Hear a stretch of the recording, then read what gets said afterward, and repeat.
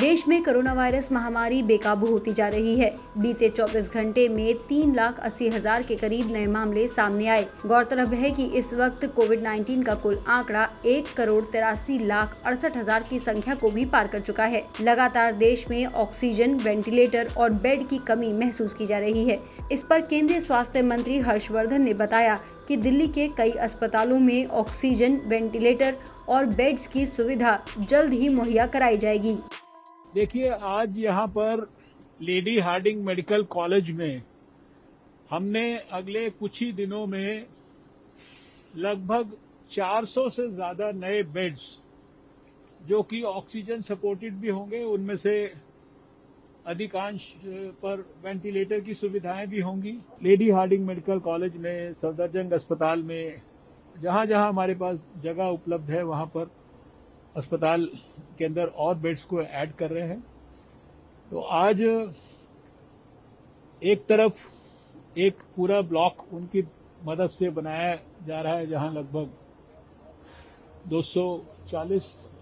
240 beds वहां पर एक हफ्ते में प्रारंभ होंगे, फुली इक्विप्ड। और इसके साथ साथ जो हमारा ओल्ड बिल्डिंग थी वहां ऑलरेडी 270 बेड्स थे। वहां पर जो एकेडमिक एक्टिविटी थी उसको रीलोकेट करके इस नई बिल्डिंग के अंदर हम शिफ्ट कर रहे हैं, इसीलिए इसको आज इमरजेंसी सिचुएशन में भी प्रारंभ करना पड़ा।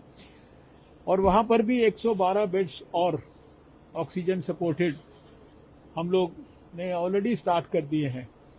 30 बेड्स का और अरेंजमेंट जो है अभी कलावती सरन अस्पताल के अंदर डॉक्टर साहब ने मुझे बताया किया गया है। और इसके साथ साथ इसको फर्दर जरूरत के हिसाब से एक्सपेंड करने के लिए भी एडवांस प्लानिंग हमारी चल रही है। रेमडेसिविर की उत्पादन क्षमता जो थी कंपनियों की, उसको भी स्केल अप करने के लिए उनको पूरा सपोर्ट और उनको पूरा एनकरेजमेंट और फिर उसका रेशनल डिस्ट्रीब्यूशन सारे देश में, ये सारी चीजें भी हमारे फार्मास्यूटिकल मंत्रालय ने अपने हाथ में ली हैं।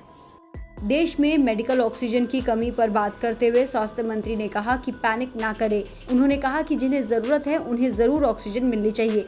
इसके लिए सरकार लगातार काम कर रही है। जिसको ऑक्सीजन की आवश्यकता है उसको ऑक्सीजन मिलना चाहिए, लेकिन जिसको ऑक्सीजन की मान लीजिए जरूरत नहीं है, सिर्फ उसको जानकारी के अभाव में वो इसी टेंशन में रहे कि मुझे ऑक्सीजन शायद नहीं मिल पा रही है और इसलिए मेरे को कुछ हो जाएगा, ये भी उचित स्थिति नहीं है। ये जो कम्युनिकेशन गैप है इसको भी मेडिकल कम्युनिटी को अपने मरीजों के साथ मिलकर दूर करना है। और मेरा सभी मरीजों से भी ये कहना है कि आप अपने डॉक्टर के कम से कम टेलीफोन पर भी टच में रहिए। अपने आप से डायग्नोसिस मत करिए, अपने आप से अस्पताल की तरफ भागना मत शुरू करिए। सिम्टम है तो टेस्ट कराइए। सरकार ने टेस्ट करने की पर्याप्त सुविधा उपलब्ध की है, लेकिन पैनिक रिएक्शन में इधर से उधर मत भागें। मेजॉरिटी पेशेंट्स घर में ठीक प्रकार से डॉक्टर के टच में रहकर ठीक हो सकते हैं। ये मैं खाली स्वास्थ्य मंत्री होने के नाते नहीं कह रहा, ये मैं एक डॉक्टर होने के नाते भी कहना चाहता हूँ। कई राज्यों में कोविड-19 वैक्सीन की कमी के कारण 1 मई से 18 से अधिक उम्र के लोगों का वैक्सीनेशन नहीं शुरू हो पाएगा।